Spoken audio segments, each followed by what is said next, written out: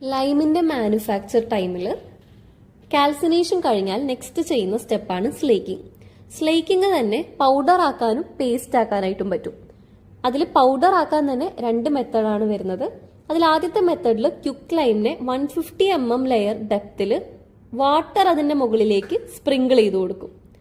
രണ്ടാമത്തെ മെത്തേഡ് ആണെന്നുണ്ടെങ്കിൽ 50 mm സൈസിന് താഴെയുള്ള ബ്രോക്കൺ പീസസ് ആക്കിയിട്ട് ക്യുക്ക് ലൈമിനെ അതിന്റെ ഒരു ബാസ്ക്കറ്റിലാക്കിയിട്ട് വാട്ടറിലേക്ക് കുറച്ചു നേരം ഇമ്മേഴ്സ് ചെയ്തെടുക്കും, കുറച്ച് സെക്കൻഡ്.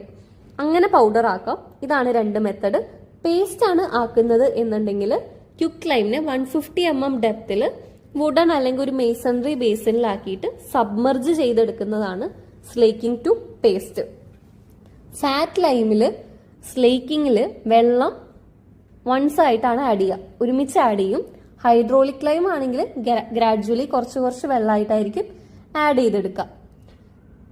ഫാറ്റ് ലൈം സ്ലേക്ക് ചെയ്യുന്നതിന് ഹൈഡ്രോളിക് ലൈമിനേക്കാൾ കൂടുതൽ വെള്ളം വേണ്ടി വരും. ഫാറ്റ് ലൈം ആയിരിക്കും കൂടുതൽ ഹീറ്റ് പ്രൊഡ്യൂസ് ചെയ്യുക. 3 to 4 മണിക്കൂർ ഫാറ്റ് ലൈം എടുക്കുന്നുണ്ടായിരിക്കും. ഹൈഡ്രോളിക് ലൈം ആണെന്നുണ്ടെങ്കിൽ 12 to 48 മണിക്കൂർ ആയിരിക്കും എടുക്കുന്നുണ്ടായിരിക്കുക ഈ ഒരു പ്രോസസ്സിന്.